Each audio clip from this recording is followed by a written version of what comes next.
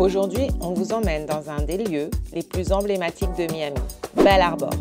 Mais ce n'est pas une soirée ordinaire. Tout commence par une invitation à une petite soirée wellness.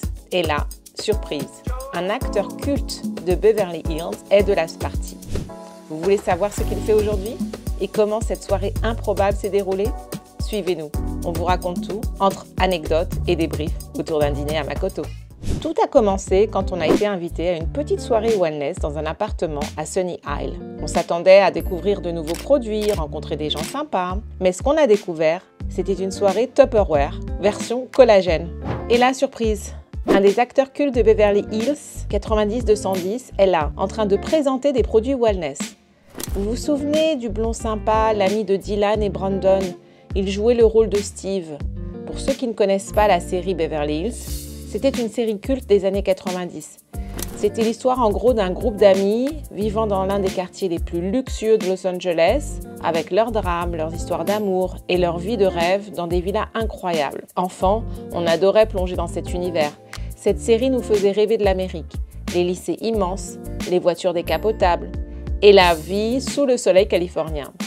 Et pour les plus jeunes, sachez qu'elle est encore rediffusée. Si vous voulez plonger dans cette époque et découvrir pourquoi elle a marqué une génération, jetez-y un œil. Mais aujourd'hui, Steve ne fait plus d'acting. Il est totalement investi dans ce business de produits wellness. On vous raconte tout. C'est sûr qu'ils voulaient, c'était leur but, vu que c'était influenceur.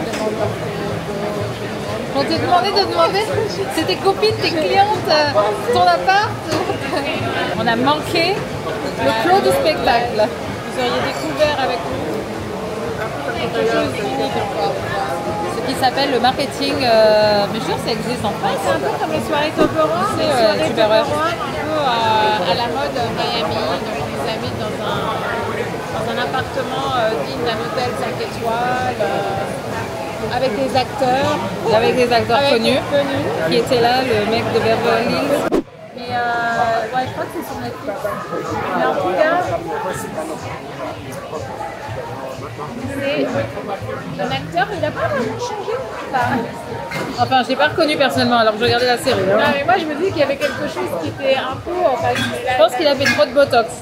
Elle avait beaucoup de botox. Je disais, tu sais, quand je parlais de longévité, je disais, les mecs en général, ils injectent beaucoup de testostérone depuis qu'ils sont jeunes. Et il a dit quoi alors? Parce que je voyais tous ces faux muscles. Il avait des faux muscles alors, partout. je dis pas tout le monde, hein, mais en général. C'était assez intéressant.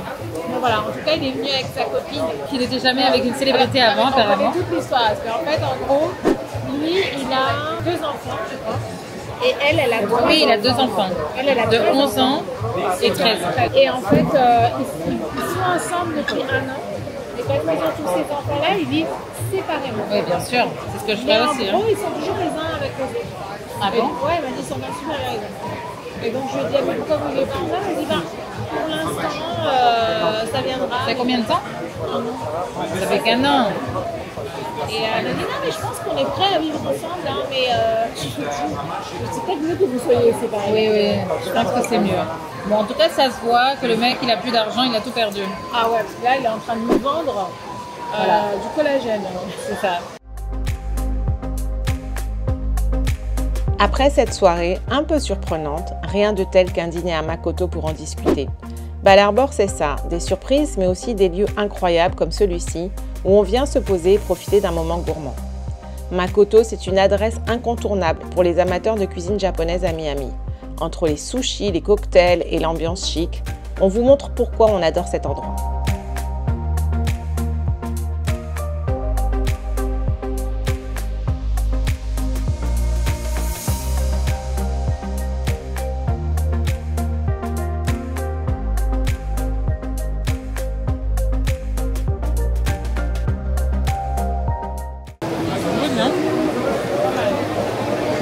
Et t'imagines que normalement, c'est une salade et donc partagée dans un bol à 2. Ouais, non, c'est énorme. Ah ouais. C'est énorme. Non, mais c'est comme si on avait traversé une frontière. On est dans un autre territoire. Ouais. Là, on est à Bal Harbour. C'est plutôt dans le nord. À l'époque, Bal Harbour, avant que Design District soit développé comme ça, c'était l'endroit pour aller faire du shopping de luxe. Ils essaient de renouveler un petit peu l'image de Belle Arbor pour réattirer les gens. Avec tout ce qu'il y a à Design District à l'extérieur, c'est vrai. On ne s'attendait vraiment pas à ça ce soir-là, une invitation wellness qui tourne à une soirée Tupperware, une rencontre avec un acteur culte de Beverly Hills et un dîner parfait à Makoto pour clôturer cette soirée improbable. Miami, c'est ça, des surprises à chaque coin de rue et à chaque soirée. Et vous avez déjà vécu ce genre de soirée inattendue?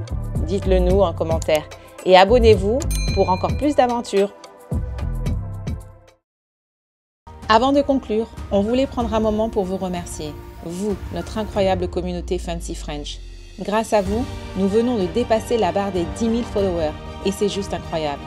Vous êtes de plus en plus nombreux à nous suivre, à commenter, à liker et à partager nos aventures. Cela nous touche énormément.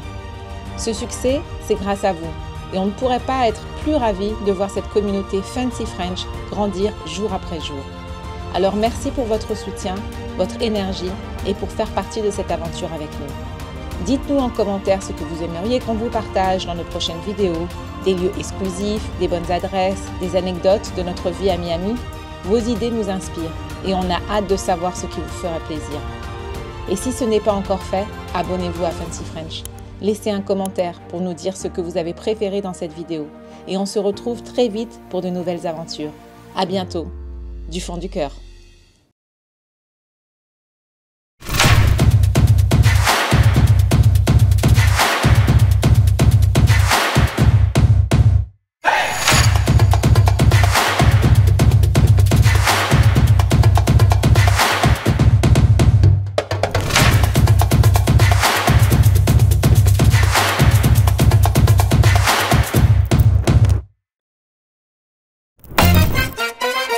Bienvenue sur Fancy French, deux Parisiennes qui vivent aux États-Unis depuis maintenant 7 ans. Vous ne devinerez jamais ce qui nous a le plus choqué en arrivant à Miami après des années à Paris. Que ce soit les différences alimentaires, la façon de socialiser, les pourboires, les cartes de crédit ou même la manière de vivre au quotidien, c'est un tout nouveau monde. On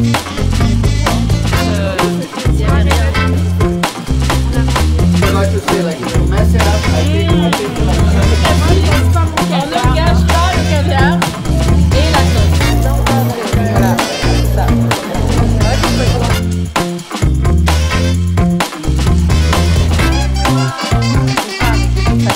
Obligé de donner souvent les coupés. On fait quoi alors? On dit nos vrais prénoms ou pas? Non, alors non, parce que je sais pas, il nous a fait peur. Attends, on fait quoi? Nos fancy. On vous dévoile tout, avec humour et bonne humeur. Abonnez-vous pour ne rien manquer de nos aventures miamiennes à la française. On vous poste une nouvelle vidéo chaque semaine pour vous faire découvrir encore plus de nos chocs culturels et de nos astuces de survie.